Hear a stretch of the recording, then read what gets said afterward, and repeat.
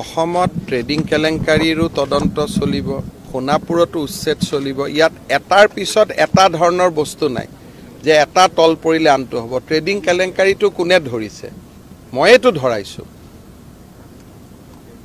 মোক টকা দিব হওঁতে সন্দেহ হওঁতেতো মই ধৰিলোঁ, কিন্তু গোটেইটো কেলেংকাৰীটো মইহে ধৰিলোঁ, বেলেগেতো ধৰা নাছিলে।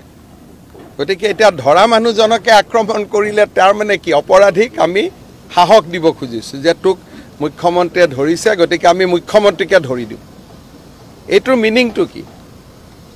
যিজন মানুহে গোটেই ঘটনাটো পোহৰত আনিলে তেওঁকে গালি গালাজ কৰা মানে ইনডাইৰেক্টলি অপৰাধীকেইজনক ভিটামিন দিয়া হ'ল নে নাই? এতিয়াতো আপোনালোকে জানে চেনেলবিলাকত বা বিভিন্ন ইউটিউব এওঁলোকৰ ওপৰত পডকাষ্ট হৈছে, এওঁলোকক হিৰো বনাই আছিলে, মইতো দেখা নাছিলোঁ। যেতিয়ালৈকে মোক 1 কোটি টকা দিব অহা নাছিল, মোক মানে ৰিলিফ ফাণ্ডত, তেতিয়ালৈকেতো এওঁলোকক চবেই হিৰো বনাই ৰাখিছিল। হিৰো বনোৱাততো মই নাই।